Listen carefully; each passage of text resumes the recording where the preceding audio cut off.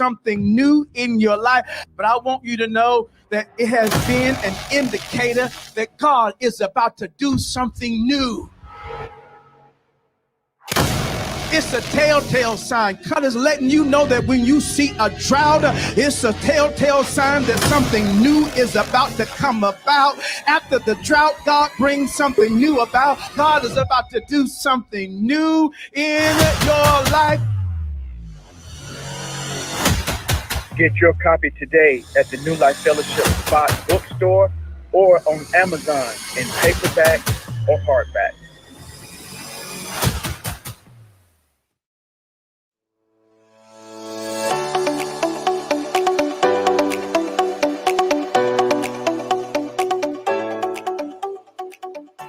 Wake up, New Life. We have our monthly prayer call. It's every third Tuesday of each month. You'll be seeing the number on your screen. Make sure when you get into the prayer call that you *6 your phone so you can mute it and you can be a part of praying with the reminder, New Life Fellowship family, that we have our virtual 3D Bible discussion on Wednesdays at 7 p.m. with Pastor Dow.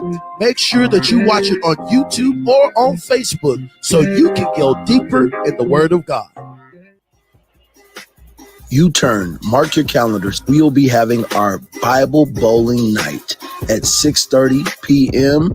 at the Thunderbird Lane, 4405 Northwest Cash Road. Make sure you're there and bring a friend. We're about to bowl for Jesus.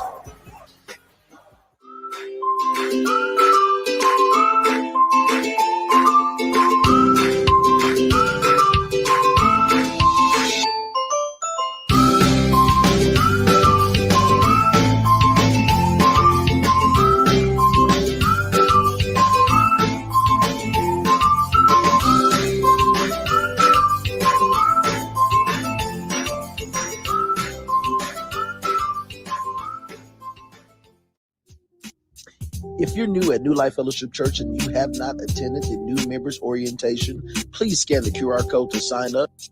If you have any questions, please see Apostle Cofield.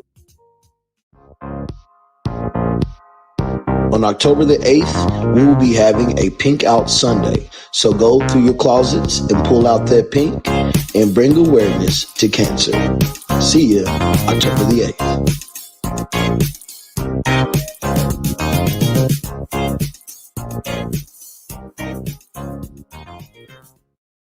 When we need a word in a situation, he reminds us what Jesus has already told us. It means that Jesus, what he says, does not change. It does not change. Jesus said, I don't come to do my will, but what? The will of him that sent me. And the Holy Spirit comes and says, I don't come to do my will, but the will of him that sent me. Jesus is the one that said he's sending the Comforter.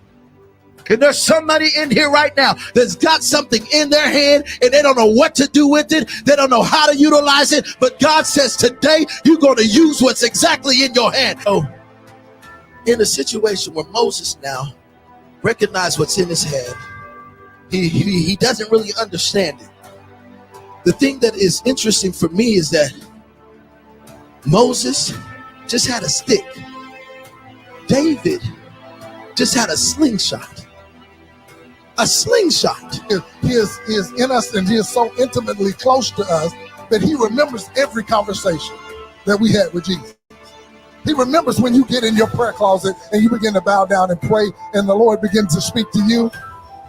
He will remind you of those things. What happens is when you use what's in your hand, and see, a lot of times when you recognize, okay, I may have this little thing that's in my hand, but when I have this little thing that's in my hand, this little thing is going to do some magic in somebody else's life. And God is going to open up some doors in somebody else's life. But I'm talking to some folk that have already done it. I'm talking to some folk that already used some stuff in their hand and say, look, I can testify because I used what was in my hand. I was able to do exactly what God has called me to do. And he opened up some doors for me. I mean, he provided some ways for me. I mean, he provided some things for me that I wasn't expecting. I didn't know that was ever possible, but because of God. And see, that's what God wants you to understand. He wants you to recognize what's in your hand, but he also wants you to understand and listen.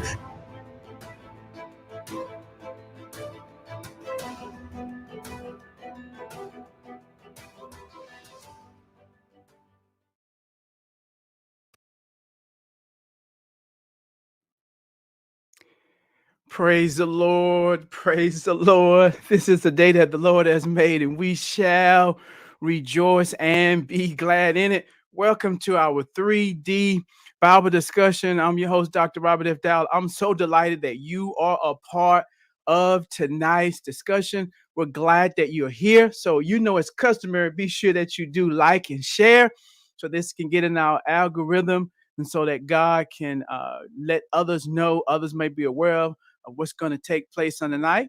As always, be sure that you greet us as you come in so we'll know who's rocking with us tonight. Tonight, I'm excited about tonight's time. We are in week number 4 in our leadership training for reigning challenge. And as we start off this time tonight, I'm excited about what God is going to do. And so we're going to switch things up a little bit tonight. And in the last few weeks, we've had the pleasure to be blessed by my good friend, Dr. Cornelius. And so on the onset of our program on tonight, as you're coming in, I want to bring him on to help chime in with us so that we can get some wisdom and insight concerning chapter number 4 in our challenge.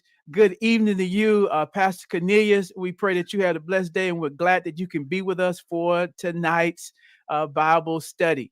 Praise God. Good evening to you also, Pastor Dow. I've had a great day, man. Looking forward to it also this evening. Amen. I know you blessed us in a tremendous way the last time together, and I'm glad that you could be with us again tonight for week number 4. For those that have your book, we're in week 4. Be sure if you don't have the book, you can get it in our spot bookstore, or you can get it free. You can get a free download. Look on this page, on our Facebook page. You'll see a link. You can get the free download. In chapter number 4, Pastor Cornelius, the title is Creating a Championship Church Culture. That the kind of culture that we want to create is a championship culture. But you know, Pastor Cornelius, in the chapter, I share a lot of different things about culture. I talk about the importance of culture. I give some examples of culture, some things about monitoring and maintaining the culture, how to monitor it. I talk about the locker room philosophies, and we talk about some things such as SOPs and all that. But I want you, as we start off tonight, dealing with chapter 4, I want you to kind of help us dig deep with your wisdom and experience in creating. I want to say that for Peaceful Believers Church, it is a championship culture that you all indeed are winning, not only in the 4 walls of the church, but outside the church, in the community, not only there with your church that you have in Jamaica, with being able to parent and help oversee a work for many years. How many years have y'all had to work in Jamaica? Over 15 years now. Over 15 years, and they're building and growing and making a difference not only there. So you've been able to oversee not only the work that you have there, but also so you all indeed are a championship culture. You got winning people on your team, winning in the school system, law enforcement, every different area, the politics, really. You got leaders that are really winning. So you've done that. But I want to ask you, Pastor Cornelius, can you share how is a winning, and I like to also say a healthy, that we learn from our spiritual father, a winning culture, but a healthy church culture. How do we create that, and maybe share why it's important for leaders, all leaders, and not just the senior leader, to know about this, to help us create that championship culture? First of all, Pastor Dom, I think one of the keys to that is I want to start out saying it got to be deliberately. It got to be deliberately that you create the culture. Now, in how the things that I do, how do you end up creating it? Also, not only must it be deliberately, but I think we must recognize that it's an ongoing process. It's something that you continue to do. So you have to, first of all, I think you have to define the vision, the division, and the core value of your church. I think that's super important. What is your vision? What's the core values of your church? Okay. Now, as you do that, any organization, that you're working with. What are our core values? Okay, what is the vision? What's the core value? Connect them to, and from that, you begin to build that culture. You deliberately say, this is what we do, always go back to our core values as well as our vision. And in doing that, that become us. That becomes us. Now, down the road, someone might be doing something totally different. But in doing that, if it don't fit over here peaceful, the core values are our vision, we can salute them, we can work with them, we can share with them, we can celebrate them, but them is not us. So the us becomes, what's your core values? What's your vision? Now, why should more than just the leader know that? Be the senior pastor, that head person, the other leaders need to know what their culture is, so they can pass it on. Because the key is teamwork. It's teamwork. So the key becomes where I want everybody on the team doing it. So I need that the leaders, this not just the senior pastor, but the leaders also echoing. We all got to be saying the same thing. We all got to have that same spirit and recognize what we just learned, a couple weeks ago, that we are all one house, that we are all one house, that we all echo and say the same thing, because we all have that one faith, that one spirit. When I say one spirit, that one spirit of the house.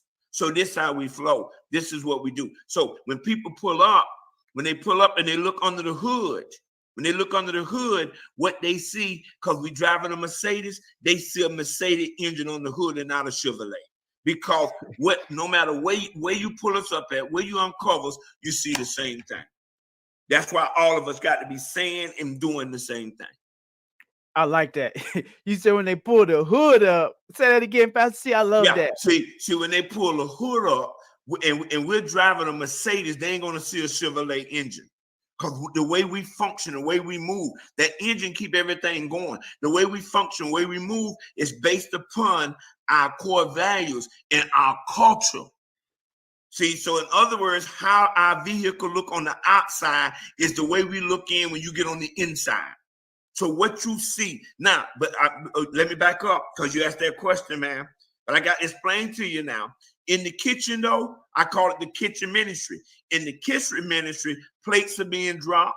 Might be some things going on and being said. But when we come out, when we step out in the dining area and we are all acting as servants like we're supposed to do as leaders, you don't see that. Because in the kitchen, that's where the processing all take place at. That's where we work on it. But when we come out, we all got the same culture, and people understand that this is how peaceful function move. When you see peaceful, they begin to rally off other people. But one thing about peaceful, we know such and such, because they know our culture. Man, that's good. I love that, Pastor C. We'll have to deal with this later, since you kind of birthed it, but I saw it. I love that. Listen, you said vision plus core values equal your unique us. Yes. That's where your uniqueness is. You knowing your vision and your core values. That's what make each organization unique and not a copy or a clone. And when I hear that, Pastor C, that it's important that we know the general vision and also the specific vision. Or another way to put it, the Logos vision and then the Rhema vision. That's good, meaning that we have an overall vision for the church, for in particular things like with us doing this leadership challenge. This is a part of our overall vision, but the specific challenge, this is right now part of the right now vision, the Rhema vision, if you would. It's a slice of the vision out of the general vision that now we're doing a leadership challenge. And it's important that we always be aware of the general vision, but also the now vision, and always remember how that pairs up with our core value. This is what we value. We value learning. We value leadership. We value growing. And that's what makes us different and not like everybody else. So thank you for sharing that, Pastor C. Good stuff, man. Good stuff. Next thing I want to ask you, Pastor C, before we move on and go deeper in our discussion tonight, as an outsider, I want to put this way: as a person that is an outsider, you have an outside perspective concerning, New Life. I want to know, what type of culture do you see at New Life to kind of be a mirror for us, because you're an outsider, but you have an inside perspective.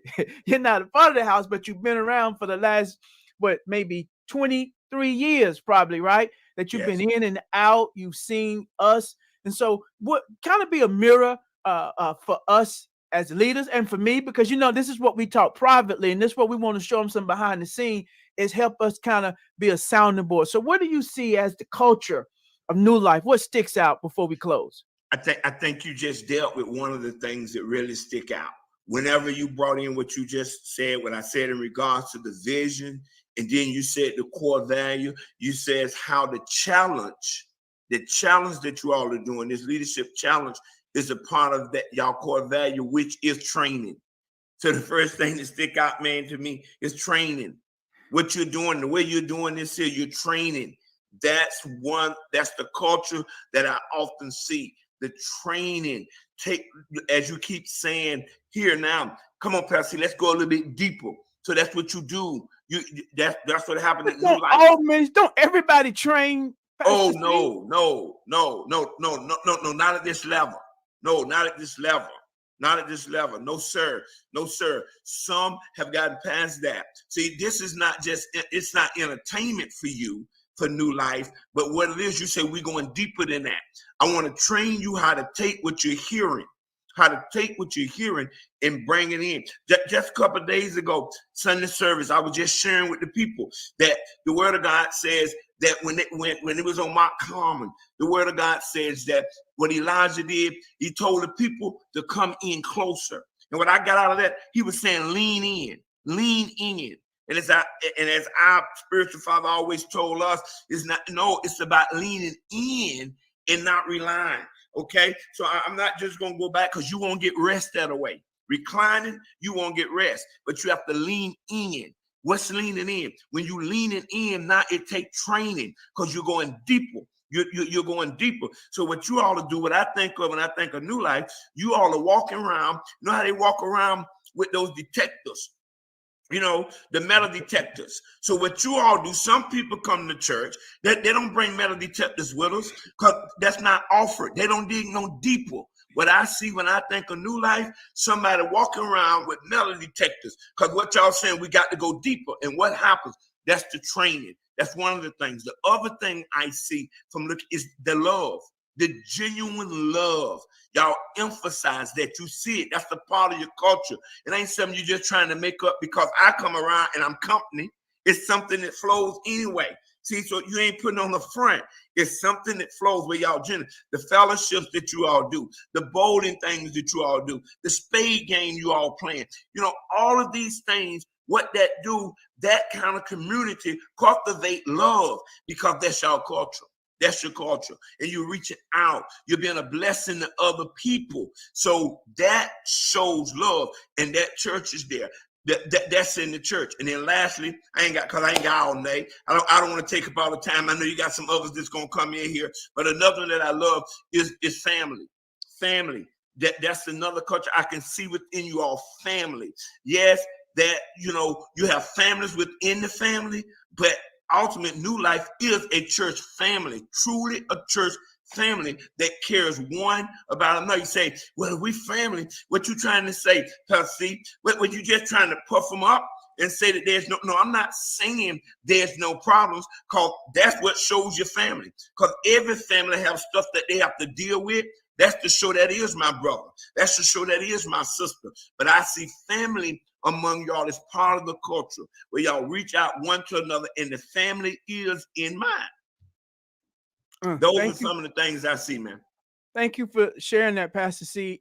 I see that's important, because I often like to say, unless you're stuck up on yourself, others see you more than you see yourself, because you're not going around looking at a mirror all the time. So others can sometimes see you better than you see yourself. They don't know you better, but they can see you because you're not always looking at you. And so as we have our head down, just trying to grind, it's good for us to be able to get a feeling like that's what people see. So we can know that's what's important, that we continue to do those things. Before I let you go, Pastor C, any other thing you want to just chime in on that, about that winning culture and what do we look like? Just kind of put a bow on your time tonight. One of the things that I would definitely also emphasize, Pastor, is that, like I said earlier, it's always it's a work in progress. So never to become content and say, but this is the way we are, and never stay open for change. Because as different seasons come along, the core values are always there and the culture is there, but also there become different flavors in a church. They become a different, that don't mean you're still not ice cream. You're just a different flavor.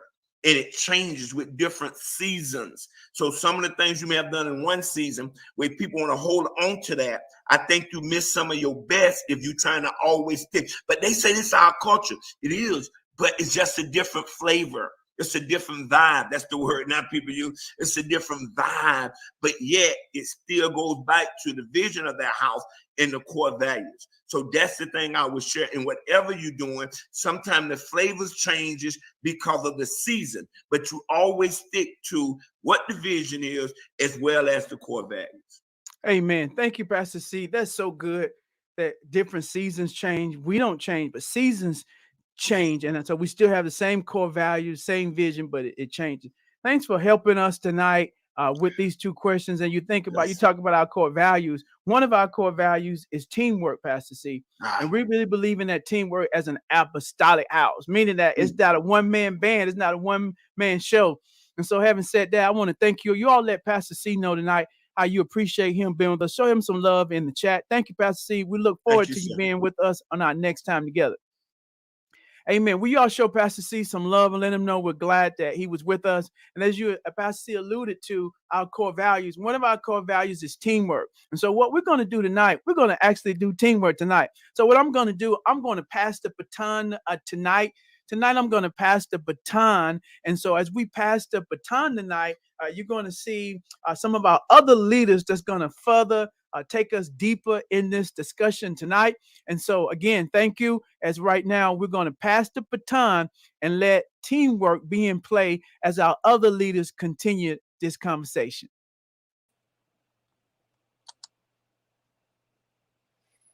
Come on, everybody. Let's give our hands to Pastor. Come on, put your hands together. Come on, show him some virtual love, Pastor C. Thank you, Pastor C, for coming in and really blessing us with some awesome wisdom and word. Also, thank you, Pastor, for blessing us as well. Let's get to the panel. We have some great all-star panels in front of us, and so I'm going to bring them on. We have with us Elder Muse. We have Elder Powers that's with us, and Eldris Patricia Henderson. How y'all doing today? Doing amazing. I'm blessed. How was your day, Elder Muse? It was good. Good. A little eventful, but it was all right. I'm all right. I made it through. That's good. How about you, Elder Powers? My day was amazing, man. Like every day. I enjoy every day, man. Good, the bad, the ugly. But it was great. Great day. Eldris Patricia Henderson, how was your day? Good evening, everyone. I had a good day. It was a good day. That's good. That's good. Well, let's get right into it. As we have heard from our pastor and also Pastor C, who was the guest, and they talked about just chapter 4, and they also talked about some of the cultures at New Life Fellowship. So we're going to talk just briefly about that. So I'm just getting to the first question that we may have for y'all. Can you explain why chapter 4 is an important chapter for leaders to read? And I'll ask Elder Powers. Let's go. Wow. First and foremost, man, that was great insight from Pastor C. And seeing Pastor C, it made me want to start talking about the Florida Gators and their culture. But I won't do it. Don't do that. I know we're on a time schedule. And but no, chapter 4, Pastor Dow, this is a great book. It's been a great experience. My first time back to the panel. But it's been a great read, and this is my favorite chapter because I really love culture, because culture is your identity. And what I like about chapter 4 is if you as a leader, if you don't know the culture and you don't know how the culture operate, as a leader you'll become frustrated. You know, as a leader, you'll become really frustrated because that's the identity. If you don't know the identity, you trying to figure out what's going on. But chapter 4 helped leaders understand who the culture is and why the culture does what it does. That's so important for a leader to know the reason why or reason behind it. And so just to take it a step further, it's 3 main things I think leaders should know when, you know, dealing with culture. And Pastor Dow alluded to this in chapter 4. See, leaders need to know when they first come in is to get it acclimated.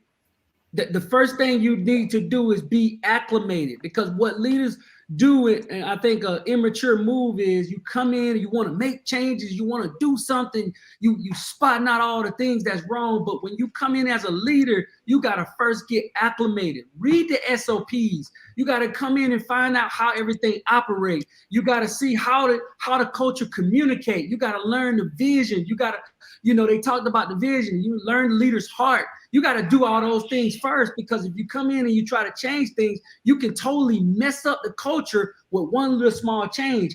I just remember when I was a kid, and my grandfather, he had this screw in this table, and it was just out of place. It just looked like it was just out of place, and that screw, it just bothered me. And as a kid, I took the pliers and I began to undo the screw. And when I undid the screw, the whole top half of that table fell apart. It fell apart. My granddad was furious because the table fell down. But I didn't know my granddaddy, what he did was he put that screw in and jimmy rigged the table to keep it up. And it just reminds me that as leaders, if you don't get acclimated, the entire team can fall apart because you're trying to come in and make changes before you get acclimated and find out the why. And once you get acclimated, the next thing is you need to adjust. Leaders need to adjust in the culture. After you get acclimated, you make adjustments to your behavior. You make adjustments as a leader, because the culture ain't gonna adjust to you. You adjust to the culture.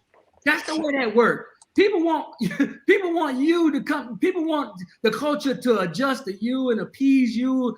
No, you adjust to the culture. What worked in your old church, what worked in other places, it may not work in this culture. But in order to be successful, you got to adjust your behavior, adjust your leadership style, right? You adjust as a leader, and you got to sometimes adjust to the people. And that don't mean change who you are as a leader, but what you do is you don't change the standard. You hold them to the standard, but you have to raise the standard in love, right? You raise the standard in love, and then the people will trust you. You have to make the adjustments. And last, I know I need to be brief, but I told y'all this is my favorite chapter. I told y'all. And the last thing you need to do is, as a leader, after you got acclimated and you made the necessary adjustments, a leader needs to accept the needed assignment. You know, we want to jump in and we just want to do what we always done and done with. I've been an usher since I was a little kid. I've been the lead usher at my last church. This is what I do. But we already got an usher. We already got a lead usher, right? So you have to adjust to the assignment that is needed for you. And a lot of times you can see that that usher that's in place, and you can undermine them. You can point out faults and you can fault find and different things like that. But a good leader, they go where they're needed at. And if the time comes for you to be that leader in that auxiliary, it will come. God will make a way for you to be. But a good leader go where they're needed at when they're assigned. You know, when you're a servant leader, you don't have a personal agenda. It doesn't matter where you go where the culture. So I would advise as a leader, those are the first 3 things you do, especially when you're coming into a new culture. You got to just make sure that, you know, you acclimate, adjust, and go where you're assigned and needed. That's so good, Elder. That was good. And a lot of people that come into a culture, like you said, if they don't adjust properly, then a lot of times they're not going to be fine within the culture that they are trying to be a part of the organization. If I'm going to the Georgia Bulldogs and they have a set culture, I can't come in That's with it. that culture acting like, I'm a Florida Gator. It's Acting not like a gonna happen. Gator. You can't act like a Gator in Georgia. So it's the same way. You gotta make, and it's not, what? So you can't knock either. It's That's a right. Florida, and then so you have different cultures towards different portions of each organization, each auxiliary, each department. As a leader in general, you have to understand that, because if you don't, then you'll run into problems. Elder Muse. Okay. All right. I was listening. That was real good, Elder Powers. I was thinking about when you first come in to a culture, like you said, you need to learn the culture. You learn it so that you can protect it, because people that come in, they're not going to know the culture. And then they're going to come in, and I've seen people come in and they don't know the culture. They don't know how we do. And so they want to rush and go, maybe rush to the altar and lay hands on people or do certain things that we do not do because of our protocol. You can't just go jump up front. Just like when we have visitors come, we don't stick a mic in their hand and have them say a bunch of words. So they may think when they come in, if we don't protect the culture, that, anything goes, I can do what I want to in here. But that's why we need to protect it. And so we just can't do it. It's like people don't come in your house and leave your house a mess. They don't come in and put their feet up on your furniture or do any kind of way, go in your refrigerator when they want to, anything like that. There are protocols that happen before that. So we have to say as leaders that is unacceptable. But we can't say that if we don't know it. If we don't know the culture, if we haven't bought in ourselves, then we can't govern in that culture. We can't tell people our core values if we're not upholding our core values. We're just in the house and anything goes. No, we're not in the house that anything goes, because we're in a house that's teachable, and we love each other. We work as team, and we have our places that we do. We know what to do. That's good, Elder. That's That was good, my Elder. little take on it. That's good, Elder. I think that you said something about going to somebody's house. You don't walk in if they say your shoes is off in the front door. You take your shoes off You at the take your front shoes off. door. And you don't walk in with no shoes on. So you got to respect everybody's house and everybody's culture within everybody's lane. Elder Patricia Henderson.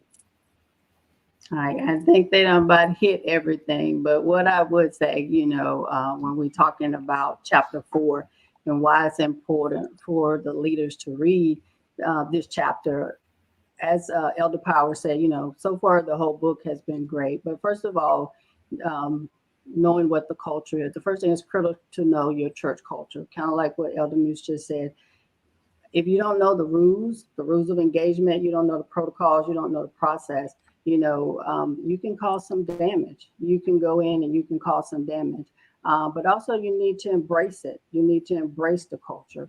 If you think about it, when you're going on a trip, or say we move into another town or move into another city, what's the first thing we do? We go out there and we research and we learn what that culture is, and we learn what we can do to participate. Because I don't think any of us going to plan to move somewhere and just sit in our house and just look at the house and not participate. So, I think it's important that you know your culture. Like I say, those rules of engagements, what are those protocols? What are those processes?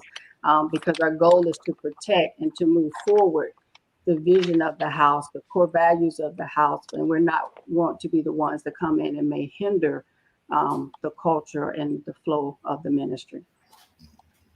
That's so good. And y'all all hit it right on the head. I think just like y'all said again, protecting the culture. I think everybody virtually type in protect this house, protect our house. We have to protect our house. We have to protect our culture. We have to make sure that everyone is aligned within the culture itself. You don't go on a team and you just don't randomly do whatever you want to do. A lot of times they call them bad apples on the team. You don't want to be a bad apple. You got to have the culture of the organization. And a lot of times with that comes with learned behavior, looking at other individuals, leaders, and influencers. When I was playing football and I, first came in playing college ball, I had to learn the culture of the team. And if I didn't learn the culture of the team, guess what? I'll be sitting on the sideline, or I'll be packing my bags and probably would have been home. So you got to learn the culture of the team itself. What are 2 or 3 leadership attitudes and actions that can destroy a healthy culture? Can anybody say that? Let's go with Elder Muse. I'm going to ask with you first. What are 2 or 3 things that that can destroy a healthy culture? Okay. One thing that, and I really just pulled that from the book, is apathy. That destroys the culture. When we sit back and I don't care. They can do whatever they want to. I'm gonna go. I'm gonna leave. And when they doing that, but I don't have time. I got other things to do with my time. When we get apathetic like that and we don't really engage with everybody else and other leaders, we all have a stake in here.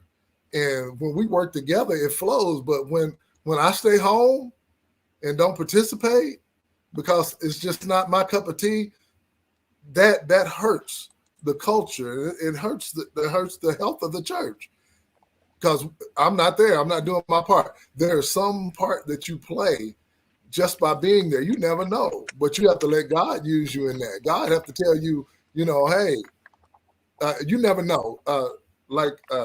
I've been going to man camp for like 3 or 4 years. Now, the first time I went, I thought I'm just going to go and sit back and just relax and chill. But God had other plans, because he put me in situations where I had to minister to people, things that happened to me, people I don't even know. So it's the same within the local church. You need to be there, because your part won't get played if you're not there. It's like an orchestra, a band. Your instrument not going to get played if you're not there, and the sound is not going to be the same. Oh man, that's good. That's good, Elder. And if you went to Manford, I seen some of y'all videos. Y'all be turned up. You can't come in, I'm just here. You got to get up. You got to turn all the way up, because that's the culture. Yeah. And if you go in that culture coming in different, then a lot of times you're going to be sticking out. Like I think First Lady said, you're going to be sticking out, and you don't want that to happen. You want to make sure that you're blended within the culture. Yeah. Eldridge Henderson.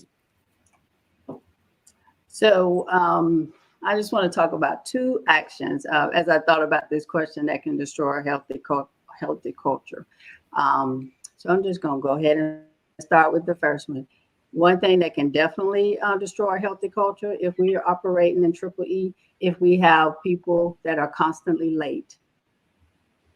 So what do I mean? If you're constantly late, you're showing up late for your meetings, you're showing up late for church, you're showing up late. If you're on the schedule and people are depending on you to be in position, when you're late, you're delaying the operation. And so as a leader, we have to lead by example. And if we're going to lead by example, then we need to arrive on time. And like as we talked about last week, that's part of the Triple E. If you're going to be a leader of excellence, then we need to work on getting to your assignment on time. So how do you do that, and how can you avoid that? If you can identify that maybe the night before you need to prepare. Everybody has all these electronics now. So how do you use the electronic? You put it on your calendar, you set the alarm, you put the reminders in there to let you know, hey, I'm on this. I got the spot this week. I know I have to be there at 9:30. If I have to be there at 9:30 to do my pre-checks, I might want to set it to get up maybe 30 minutes to an hour, depending on what it's going to take. So those are the things. If we're operating in Triple E, but if we're constantly one that's always showing up late, then if others see it and don't see any change or anything being done about it, then guess what? Others may start doing the same thing. And then what happens if everybody just show up late? So that's one of the things that I would ask us to think about. Good. And the other is the other one that I would say is constant complaining. You're complaining about the information that was put out, or you're complaining about how a certain ministry are doing things. You know, when I see this most often is when somebody is complaining, it's a couple of things that kind of stick out to me. You know, it's like they're not connected, or they're not committed to the team, or they don't have a clear vision of the direction of where the team is going. So how can we avoid this? So for both, I would first tell the person, you need to get connected, you need to get involved. And if that's not what you want to do, this may sound a little harsh, but I'm saying it in love. You may consider that it may be time for you to move on to where you can get connected, and move on to where you can feel like you can contribute. But also ask for clarity. You know, if you got a question or you got a concern about something, if somebody giving that information, go to that person and ask them. Don't assume. And if you don't understand, just ask for the clarity. If I say something and you don't understand what I'm saying, come to Eldris Henderson. Don't go to Elder Henderson and ask Elder Henderson, but come to Eldris Henderson, and I can give you the clarity. Because sometimes just from the misunderstanding, that can cause some confusion, that can cause some division, and then that can impact our culture. And, you know, when I was thinking about this, it took me over to the Song of Solomon over in chapter 2 and 15. You know, it talks about those small foxes. You know, sometimes when we're doing this constant complaining, we have to be careful that we don't allow people to come to us and bring this complaining, because these are the small foxes that can come in and destroy our healthy culture that we're trying to keep. And, you know, you may be saying, like, what are you talking about? So some of these foxes, these are those destructive attitudes that people have. You know, they can creep in, and their goal is, you know, the enemy wanted to come in and destroy. So that's what they can come in and try to do. And some examples, you know, it can be gossip, it can be a critical spirit, it can be unforgiveness, it can be pride, it can be complaining, jealousy. But if those things are uncaught, it can destroy everything. So those are just a couple of actions and attitudes that I would share, and just ask us to be mindful of, so we can continue to create and maintain a healthy culture. And those are good, Eldris Henderson. Those are practical things that people can take and do it now. I know one thing you were talking about, but just even time. My time is not timely. And so I think when it comes towards that, people have to understand one thing that I had to learn on the excellence side as a coach when I started becoming a leader, is that on the time side, it's like, okay, if I have responsibilities to do, I need to make sure they're done ahead of time. So now I'm not looking at them on Sunday. So, you know, when you're walking in the door, you're not trying to rush to get stuff done. They're already complete. They've been complete for weeks and, you know, or days at a time. So you have to make sure that you manage your time in that aspects as well. And then somebody said communicating. We talked about that last Wednesday. We were talking about communication, but I think that's a part of the culture. This is not just a Sunday to Sunday deal. If you're a leader, you gotta be in the action throughout the time frames that you are leading your particular organization or your department or your auxiliary. You got to make sure that you're doing the things that you need to do in order for us to have the right culture every Sunday, every day that we have New Life that is displayed. That's good, Eldris Henderson. That's good. Elder Powers. Okay, so I got a few things. The first thing is what can destroy a culture is second guessing the leader, right? Not trusting the leader and second guessing every decision that the leader made.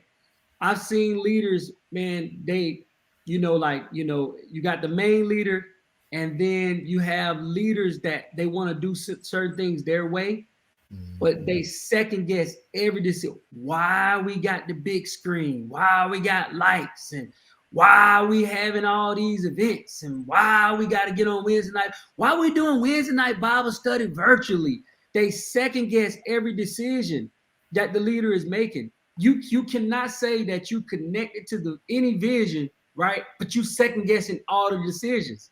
It doesn't mix. You either trust the leader or not trust the leader. But when you second guessing decisions, what I've learned is when people do that, they have an agenda, because it doesn't line up with how they want to do things. So they second guess it to try to get the leader to change his mind on his own vision, because it don't align up with their vision and what the way they want to do it. And so that can really destroy a culture, because when you have vocal people that's second guessing the leader, now what that does is that cause other people to second guess, like that may not understand certain things, that cause other leaders to second guess the leader as well. It just basically becomes a contagious thing. The next thing is that that it's okay in a culture to talk to people any kind of way, right? That is okay for you to talk down to people, demean people, communicate to people in a negative type of way. And it should not be accepted in the culture, especially if the main leader does not communicate in that same fashion. If the main leader communicate in love, then that is the culture. It should be a trickle down effect in how everybody communicate within that culture. Now, we may have our own variants to it, but the root of it is still in love. Like, you may be a little bit more stern, right? Because you don't change as a leader. You may be stern, but you still stern in love, because the main leader is doing it in love. And I've seen people that communicate and demean and put people down, but then the moment you do them like that, it break them down. They break down and start crying. Why are you talking to me like that? They can't handle what they dishing out, right? So I've seen that. You have to watch how you talk to people. Communicate in the culture. Communicate in the culture how the main leader wants everybody to communicate, and how he communicates or she communicates down to you. And lastly, I would say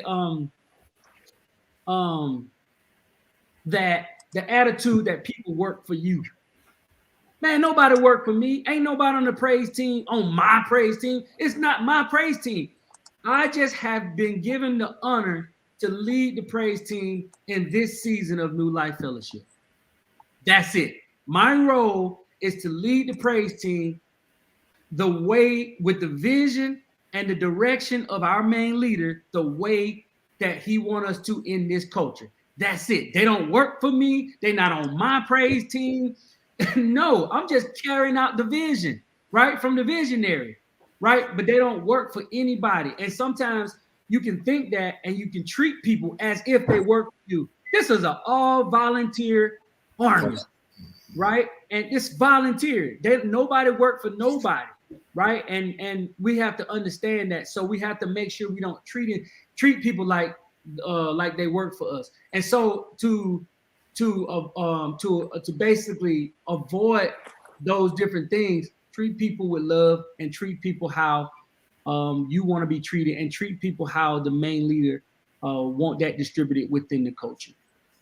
That's good, Elder. That's good. Y'all dropping some nuggets. I hope y'all picking down. I hope y'all are getting and catching everything that they're putting and giving, throwing it out to y'all. Make sure that y'all are showing them some love. Our panel is killing it right now. They are killing it, and they are throwing out these nuggets. I hope you are getting it, and I hope you taking a bite of it. You got to have some love, and that's sometimes that becomes a problem. It's church. This is church. We're talking about church. Even church people sometimes don't come with love, and so we have to reflect on the aspects of love. This is still about God. This is still about the kingdom. So we have to reflect and understand and show God, give people grace, and show people that love, that same love that Jesus shows us, the same love that God and grace shows us it directly. We have to show that directly to other people. We have to show that directly to other people. And so I know that that's something that we have to continue to do. And on page 33, Pastor writes, and he says, leaders cannot afford to be passive. They must be proactive in addressing and ratifying any issues that threaten the integrity of the church culture.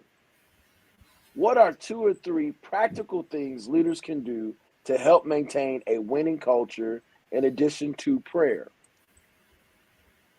I'm going to ask Elder Powers, you elaborate on that for us. Okay, so in addition to praying,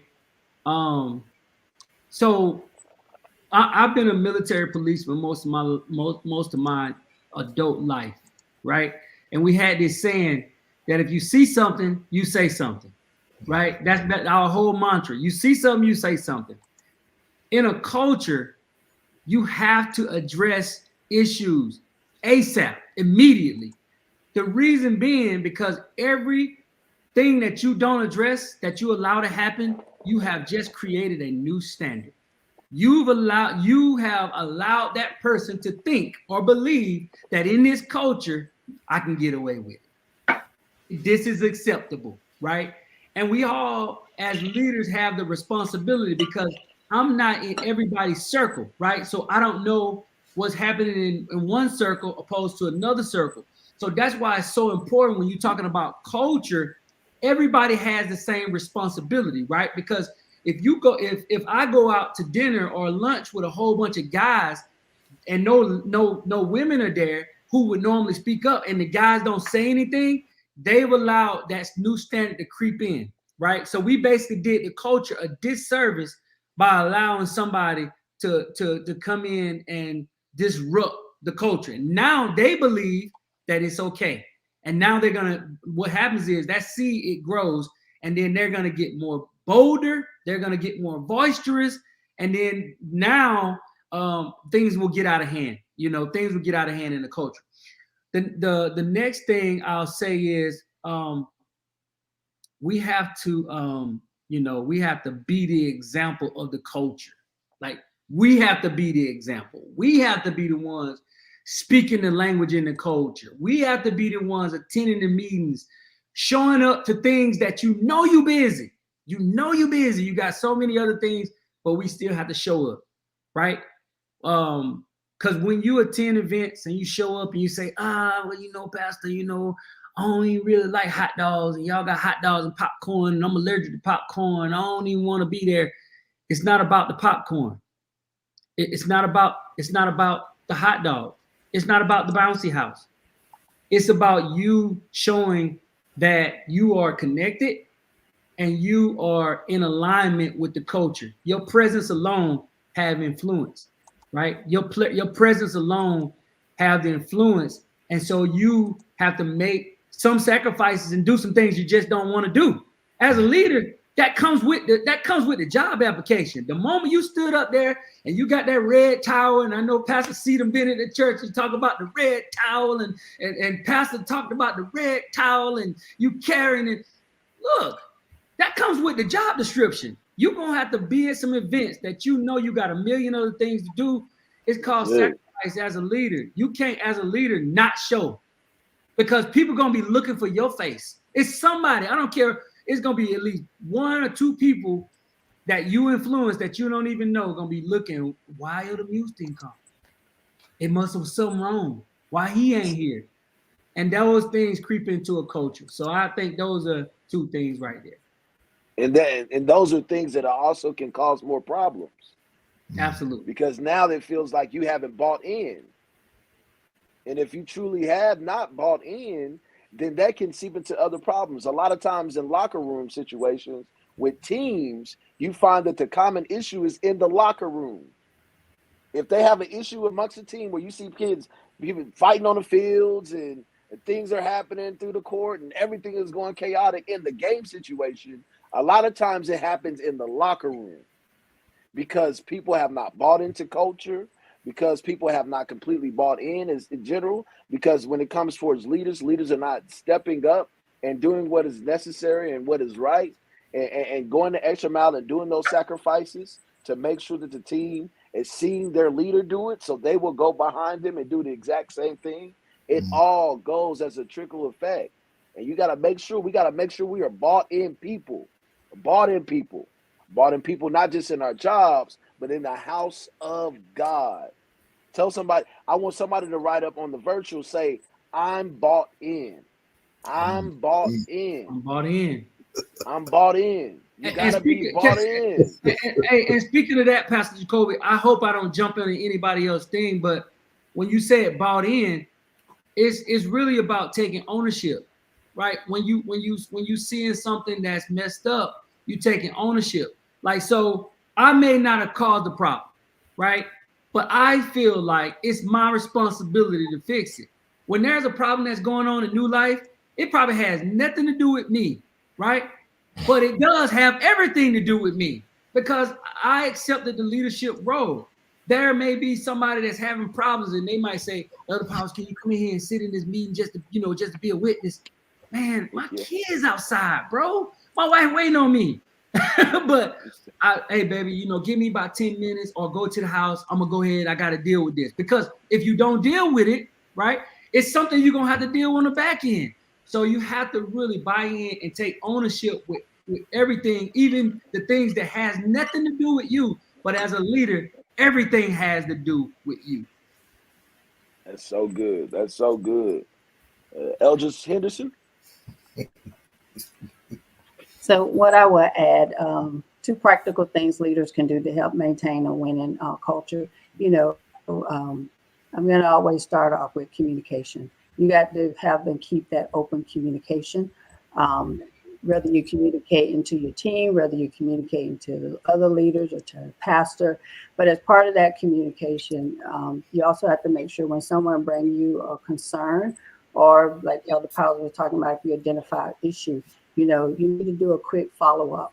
If I bring something to you, Pastor Jacoby, and it's affecting the culture, I will hope that you would give me a quick follow-up. I will hope, 6 weeks later, I'm still not waiting on follow-up. And those are things that can come in and cause problems with the winning team. And so we just have to be mindful and keeping that open communication and doing quick follow-up. The other thing that I would say is show respect to each other. Respect everyone on the team and respect what everyone brings to the table. Respect shows that they are a part of the team and not a work group.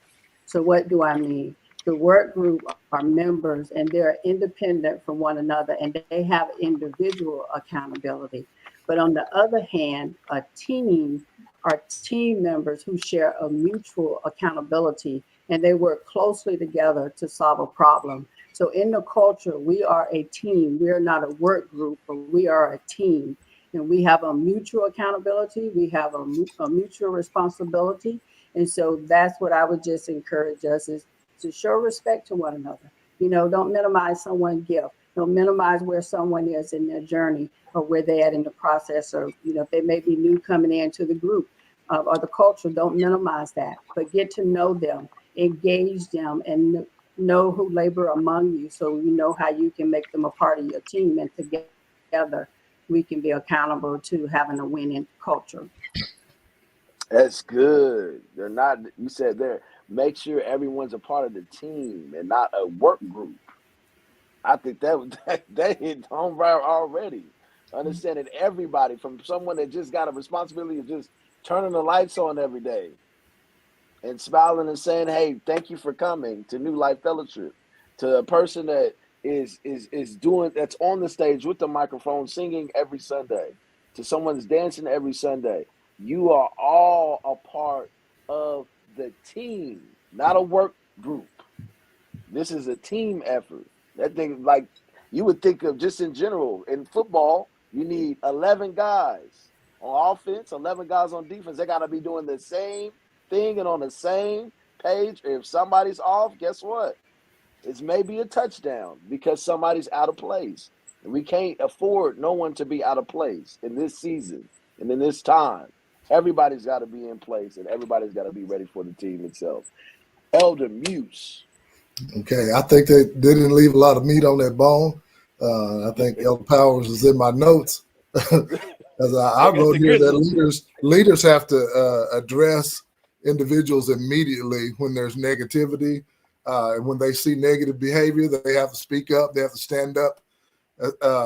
They don't let people talk about other leaders. Is what I wanted to add. When you hear somebody down, talking down to another leader, down to another auxiliary, you need to not get on that bandwagon with them. Now, it's okay as the leader to listen and hear what they're saying. Okay, I hear what you're saying. You don't like the way Eldridge Henderson is running the bookstore. So let's go and talk to her and let's see if we can maybe you can help her. Maybe you can talk to her about your concerns. Maybe it's something that she overlooked. But don't just sit there and buy it. Yeah, girl, I think it ought to be this. I think it ought to be that. We can't get on that sorry bandwagon as a leader. And I'm not saying we don't diss people, though. We don't say, okay, we don't dismiss them. People can have complaints. They're going to have a complaint. But you got to be like that person that's at that return counter. That person at the return counter, when people come, I've seen them cuss people out and everything, but they have to do their job and say, okay, let me have your receipt. Okay, what day did you purchase it? Okay, and when you do it like that, then the person doesn't have that leg to stand on. You haven't joined hands with them, and now you come in and you're beating down another leader. And so we have to stand up for each other in order for our team to be strong, so we don't tear up the culture and so we don't wreck our core values. Because if our core value is love, I don't love you if I'm talking about you behind your back. I don't love you if I'm downing you and making you feel bad and tearing down your auxiliary because I don't like something that you're doing. Usually people, when they find something wrong, and I tell them, well, maybe that's something that you ought to look into instead of complaining about. Maybe it's something that you ought to be doing about it. Hey, you know what? David heard Goliath. I think everybody heard Goliath. Somebody, they just took something in David that was like, this is aggravating. I got to do something about this. Right. And that may be it for you. You know, that nagging thing that's in your ear that's bothering you so much. It might be the problem that you are, anointed and that you need to fix. And, it's not meant for you to walk past and say, well, somebody else will do it, or that's not my area.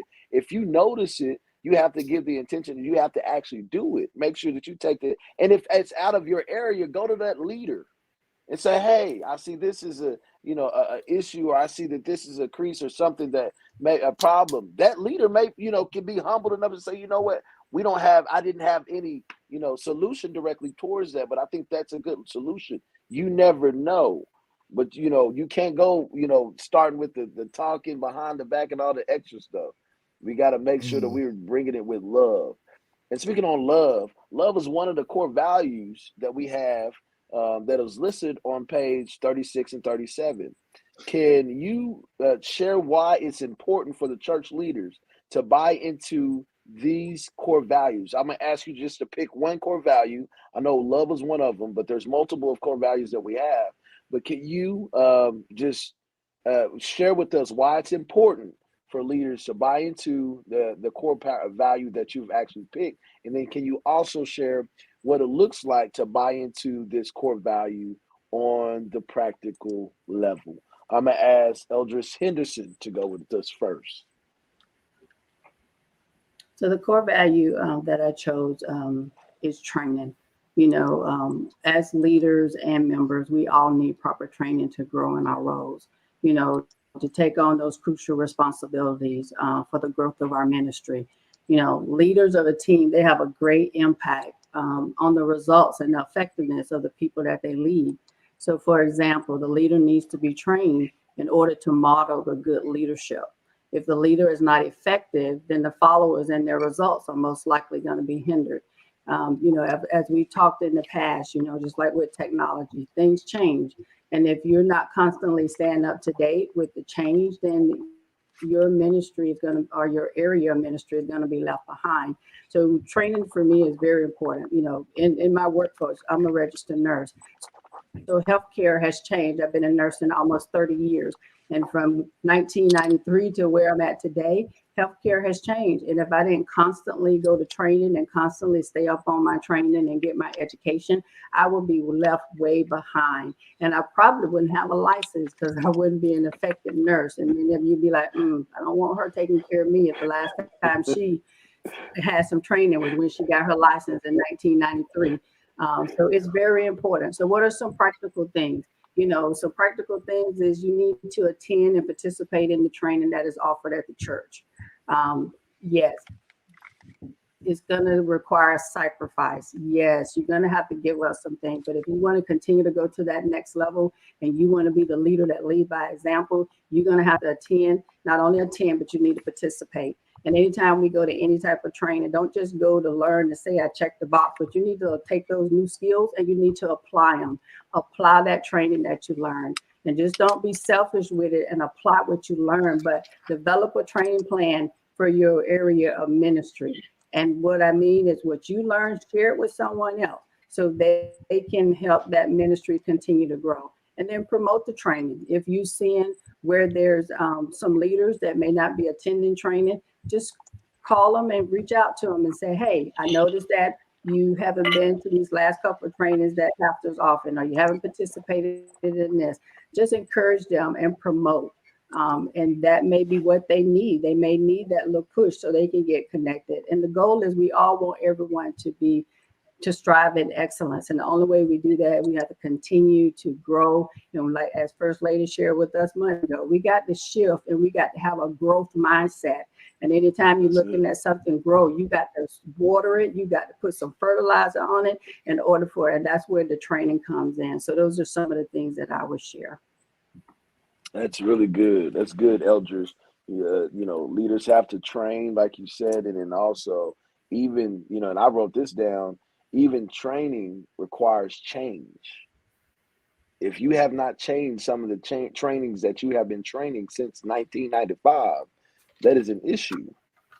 We have to look at and we have to be upgraded within the times that we're in today. And that's anywhere that you go, in the church, anywhere that you go. So we have to make sure that we also are, like Elder Henderson said, we are up to date on our training styles, our SOPs. Those are important. We have to make sure that those are required, and those are put into place so that we can make sure that the house is moving forward. Elder Muse. All right. I had chosen love and training, so I'm gonna go with I'm gonna go with teamwork. Teamwork is one of the things that that you have to have. You have to be able to work together as a team. And for example, on our praise team, sometimes all of us can't be there at the same time, and so we have to make shifts and we have to change. Everybody can't. You know, we have 4 guys in the background and Sister Kamisha leading, then we still got to have at least 2 or 3 parts sang in the background. So somebody has to take the high part. And, it seems like I get tagged in on that one a lot, but it's okay because God has given me the gift to sing, so I sing. And if I have to go higher, I go higher. But that's a part of it. So in any area of ministry, if you're going to make teamwork work, we have to be willing to get out of your comfort zone. You know, it's comfortable for me singing tenor, but it's a little more challenging for me to sing alto, but I can do it. It just takes a little push, a little extra effort. So it may be, you know, alto worker. You might not feel it that Sunday, but if you're on the schedule, you're going to have to get up there and do it. And if Sister so-and-so and Brother so-and-so don't show up, you got to be tagged in. You got to just be ready to go. That's what teamwork is all about. Teamwork is, I think of it like a bicycle chain. And I used to ride bicycles all the time when I was a little kid. And the thing that would happen, if one of them links break, you don't have a chain. You end up walking your bicycle because you don't have any push power. You don't have anything to make it go. If the brakes go out, then you got to do a Fred Flintstone to stop. You know? So what I'm saying is we really got to work as a team. You got to be willing to step in where it's needed. And if you're the weakest link, you got to start strengthening yourself in your weak area so that you're not weak. That's good. That's good. You got to be, you know, the chain is only as strong as its weakest link. As soon as that thing break, the whole system gonna break down if that's the way it works, unless you got a replacement. And so I learned, you know, we could buy those little master links and I'll keep one in my pocket. So if it broke while I was riding, I take out my little wire pliers, vice grips, and pop another one back on there, and then you back on the road and you can keep going. And that's the way it is with teamwork. Hey, Elder Music made me think of my childhood when I'm riding my bike and I'm going up the hill and my chain broke. Or slipped. Or your pants get caught in the chain. And you know what? Be in that situation where we ride, New Life is riding on this hill and our chain breaks. Don't be that broken chain, that link. We gotta make sure that we're all oiled up and doing what we're supposed to do in our function. This was good by Martin Davis. He said, together, everyone. He says, team, together, everyone achieves more. That's good. And I think that was really good. That was awesome. And then also, taking one for the team. You got to take one for the team sometimes. It's a team deal. That means you got to take one for the team. You got to stay the extra. You got to, sing it back up. Other powers, you got to sing it back up sometimes. you gotta. So make other people sing my notes. I saw Apostle Cofield. She got jokes. She said I was singing background and lead at the same time. They need help. Oh man. Well, hey, this is good. This is good. Other powers. So the word I chose, core value, was excellence. I know we discussed triple E last week, and excellence is one of the triple E's. But I like this because one of my mentors talk about how you do one thing is how you do everything, right? And if you learn how to do things excellent, then you can do things excellent anywhere in any part of your life. You could be excellent, be an excellent husband, an excellent wife. You can be an excellent father. You could be excellent at your goals and your dreams, and you could be excellent in church. And so it's just not. I know it's our core value, but I think that's something that we have to really embrace with everything that we do. Because if we do one thing halfway, then if you take a peep in somebody's life who do halfway stuff, they probably doing some halfway stuff in other parts of their lives too. Right? If you just really look at it, like they halfway doing some other stuff. Because when you begin to take take shortcuts in areas of your life, then you begin to take shortcuts in a lot of areas of your life. And what that does in a culture, it teaches people how to be mediocre, right? It teaches them that. And then before you know it, you have a lot of people in the culture doing mediocre halfway stuff. And now you got a mediocre culture. So that's why we have to embrace the excellence and making sure as leaders, we always doing things as much as we can. Because sometimes we all fall short sometimes, but when you got a culture of excellence, even when you fall short, you still can pick it back up and, get back on that excellent standard. And I think what it looks like when they buy in is just basically communicating with others. Like, so if you never did a project, and you feel like you can do it, and pastor give you an assignment, or you're doing a project, or you're in charge of an auxiliary, it's okay to communicate with somebody who's successful in an auxiliary. It's okay to communicate with somebody who's successful at doing projects. Because sometimes leaders make stuff look easy, and you think you can do it, and then you don't communicate, and then you bolo, and you don't do a good job at it, and then you wondering why. It's because you never reached out to somebody who was successful in that area. It's just wisdom to reach out to somebody for help, or at least get some advice, or, for them to help you out. Also, not be offended when the leader or your auxiliary leader or the main leader throw an audible. Man, you work for Pastor Dow, if you working with Dow, you better be ready for some audibles. Change is inevitable. Man, you get an audible within an audible. Yes. And you can't be offended. You can't be offended. You just kind of got to roll with it. It's not saying that you're doing a bad job. That's just knowing the culture that you in. You in a culture with a leader that always gonna have some advice. It ain't gonna be perfect. You don't care how much time you spent on it and you doing it the way Pastor Mind think. He gonna always give you some feedback, and you can't take that personal because that's the culture that we in. It's not fault finding. It's he always want you to do your best, right, and bring the best out of you. And I'll say lastly, follow up and follow through. Don't assume that stuff just happened and stuff just happened in place. Because like I said, you can think things are easy, but things are not easy. It's our job to follow up, follow through, and that's how we create that excellent culture, by taking action and checking the checker. Oh, that's good. Checking the checker.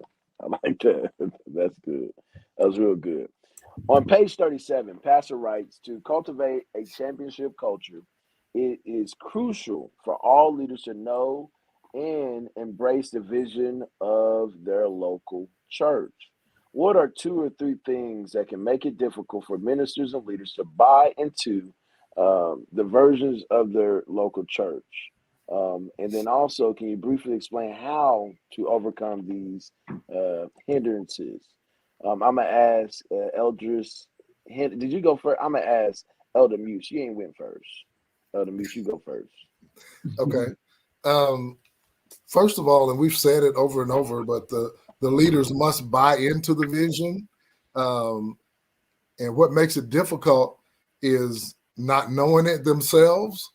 When you don't know and refresh yourself on what is really the vision, I wouldn't dare do it. But what if we went around to every leader and said, "Can you tell me what the vision of New Life Fellowship is?" They should know it, or they should know it in general, because they should have known it already. If you're in leadership and you don't know that already, then shame on you. But we should know it already, and we should buy into it. And once we buy into it, then we can pass that vision on, and we can share it with other people. Because if somebody comes up to me and I don't know the vision, I can't even correct the situation that I see going outside of the vision. Somebody could be doing something and I don't even know it. So the leader, and also on the same coin, the leader can't come up with their own vision. Because you have 2 visions, you have division, and then that breaks up our unity. And in order to have unity, we all got to be on that one vision. We got to get on one accord. You know, how sweet, how good, and how pleasant it is for brethren to dwell together in unity, because that's where God commands that blessing. And if we don't get together and know the vision, work the vision, remind each other of the vision, push the vision, then it's not going to work. And so what I would say practically is, time goes on. We forget things. Man, go find the vision. Put it in front of your eyes. Write the vision. Make it plain that you can run with it. That's what the Bible tells us. So we've got to know it, embrace it, and run with it. That's good. That's good. Eldris Henderson.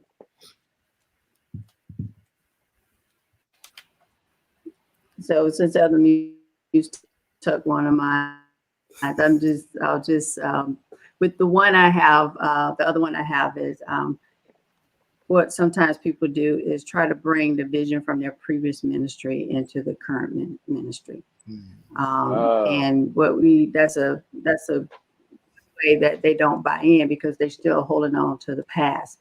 But what I would just encourage them to do is, first of all, is as the elder said, you got to learn the vision of the house that you're in.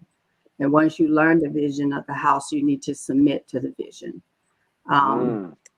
And then once you submit to the vision, then, as we look at the culture and how we want to move forward in the culture, yes, you can share those things that you may have done at your previous ministry. But when you share and we don't implement it, don't get offended, because you always have to remember that it may not be the right time or it may not be in line with the culture, but it doesn't hurt you to continue to share. And so that's what I would just say, you know, first thing is you got to know it, you got to embrace it, but then you got to submit to it, and don't get offended if we don't apply. You know, it's just like I tell people, you know, if I use my workforce, I was at DOD for almost 20 some years and going to the VA. You would think that it's been a federal government that the systems would be the same, but it's two totally different systems within the federal government, you know. And what I had to learn is I had to go in there and I had to learn the vision and the mission and the core values of the VA. And then I couldn't go in there saying, well, when I was at DOD, I did it like this. And they looked at me as like, well, you ain't at DOD no more. You at VA, you know, and I couldn't get offended. I had to sit myself down. I had to study, I had to research, and I had to learn it. But over time, when we needed to implement new things or change new things, I was able to reach back to what I learned from DOD and share. And when the right time, they was able to apply it. So, you know, that's what I would just leave you with, just to share. And sometimes that's what it makes it difficult for people to buy in, is because, you know, you trying to bring something over that you previously been with, but then also, you know, be mindful. Sometimes you don't buy in. If the truth be told, you got your hidden agendas. You want to go in and you just want to do your thing, and that's not the culture. We have order, and we do things decency and order. And I would say for New Life, you know, I think we do a very good job with ensuring what the vision. But I like what you said, Elder Muse, and just even reading the book, it did prompt me to how to take it to the next level, is making sure not just when we ask the question about what is the vision, but in every part, whether we're in training, whether we in a meeting, whether we fellowship, and, you know, just bring up the vision. Because like you say, if you was to go around, which we wouldn't do, you know, do we really know what the vision is? And if you don't know, it's okay to say you don't know. That's where we can help you. And that's how we all grow, by asking those questions and getting the clarity that we need. That's good. That's good, Eldridge. That is real good. And that brings me, makes me think of, we don't have a losing culture. You know, a lot of times in teams that get new coaches, they say, hey, we got to change the culture because it's not a winning culture, it's a losing culture. No, we have a winning culture at New Life. And we have a consistent winning culture. We are a winning culture at New Life. And so when we have a winning culture, regardless of anything that happens, leaders leave, you know, have to, you know, go, you know, now from leaving Port Seal, they have to do whatever, moving away. That culture never changes. It continues to keep going. And so New Life is a winning culture. And so that's why that was really good, Eldridge Henderson. Elder Powers. Okay, so I think when it comes to the difficulty for ministers to buy into culture, one of the things I think is some cultures and visions can make people uncomfortable, right? And the reason why it makes them uncomfortable because it shows them where they need to improve, or it shows them where they fall short, or it shows them where they are and where they need to be, right? And a lot of times when people aren't bought in, what they do is they villainize the culture because they're not willing to change and adapt to the culture. So I'll villainize it, and I'll villainize leaders in the culture, and I'll talk by it because if you villainize the culture, what that do, it can justify you staying where you are. It justifies you not changing your behavior, right? And so it can show you where you are. It can show you your mirror, but that's the reason why they won't buy in, because it's like it takes hard work to adjust to a culture sometimes, especially if this culture is riding high on high levels, like they operating on high levels, and you're trying to figure out where you can fit in at. And sometimes it's hard to fit in, especially if you're not willing to train. right? If you're not willing to grow, if you're not willing to do some of the things in the culture, you're not going to be able to fit into the culture. Because if we are training house and it take growth to run an auxiliary, you're never going to get up to that level. So all you're going to do is villainize and not buy into the culture itself. Also, I believe sometimes people just flat out disagree with the vision. You know, they disagree with the way the culture does business. They just disagree. And here in lies, that's what comes with the conflict. Like both the elder and the elders already said, like, you know, if you don't agree and you don't buy in, then, you know, what you're going to see is you're going to see a grown person pout. That's what you're going to see. And I've seen it several times when people don't get their way, they begin to pout and they take their Bible and they go home. You know, they take their Bible and they go and they pout because they're not getting their way, because things ain't done the way they want it to be. That usually is the biggest thing. You're not doing it the way I want, so I'm leaving. I'm taking my Bible and I'm out of here, right? And a lot of times they won't say nothing. They just, Pastor always said, it used to be so funny. Front row, middle row, back row, out the door. When they hit that back row, they're close to leaving. That means they probably done seen or heard or something happen to where they in disagreeing with the vision or the culture, and they just out of there, right? And I would just want to encourage somebody, if you feeling that way to where you feeling like you don't fit in, just remember, you know, if God put on your heart to be there, you're supposed to be there, right? Connect with the culture.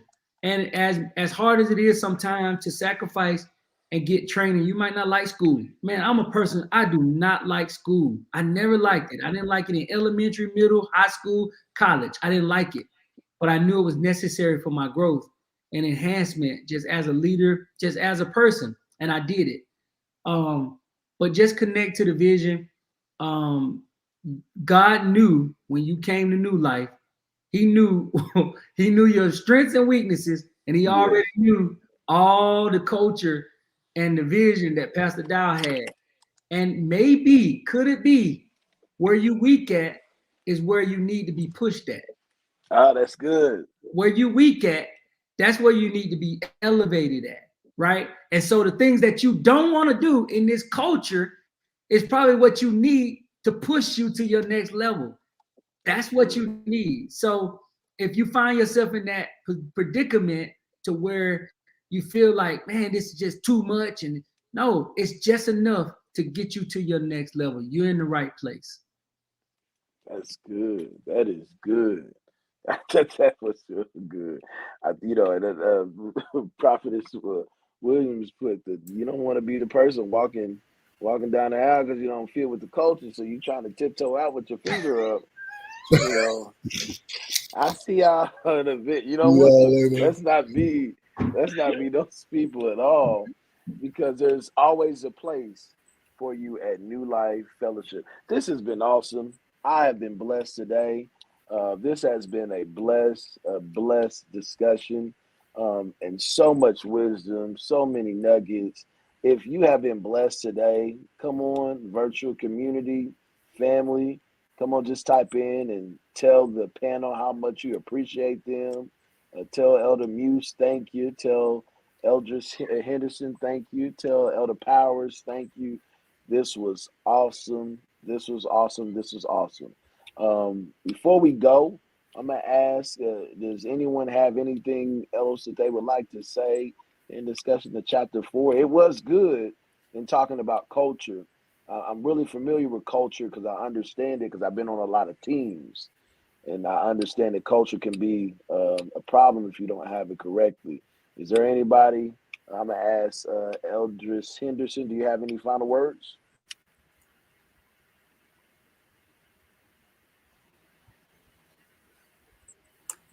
I would just close. I think Elder Powers said it best, is from everything that you heard tonight, if you are the one that feels that you've not connected, I would just encourage you to connect. Just connect, come in, learn the vision, learn our core values, and connect and continue to grow and be all that God called you to be, and move to that next level. Elder Muse. Okay. I would say just do like double Dutch. Get in and then buy in, and then you'll find where you fit in. And so that's why I want to leave it there. So if you just double Dutch this thing, know that hey, we double Dutching over here. So go ahead. It look a little scary with the two ropes going, but let's just jump in. And when you get in, then buy in and say, hey, I can do this. And then once you commit and then you see the vision, then you can find where you fit in. It's good. Don't come over here with no rhythm. You're gonna mess up the whole double Dutch. You gotta get the rhythm, like Elder Powers' speech. You gotta get the rhythm of it. Elder Powers. So, man, I really enjoyed this conversation because I really love this topic, dealing with culture. But what I would say and what I would leave you with is knowing the culture is crucial because not only as a leader can you cause damage to the culture. If you're not careful, the culture can cause damage to you. And what I mean is like if you grew up in an urban community like I did, if you go into an urban community and you don't know that culture and you go in that culture and you snitch on somebody, what they say, snitches get stitches, right? The culture lashes out because you didn't know that culture and you didn't know if you do certain things, you can get harmed. If you go to a culture, you can get harmed because you do something that you don't supposed to do in that culture. And then when they correct you, right? They correct you. Now you offended because they correct you because you was out of pocket doing something that you didn't supposed to be doing because you didn't know the culture. So that's so important to know every culture that you in front to back so you don't do anything to hurt the culture and the culture don't do anything to hurt you. That's good. Again, hey, thanks. Everybody say thanks to panel. Again, thank you, Pastor, for allowing me to lead this discussion. Hope I can come back soon. Hope y'all don't kick me off. But y'all have an awesome evening and be blessed. We'll see you this upcoming Sunday again. God bless y'all.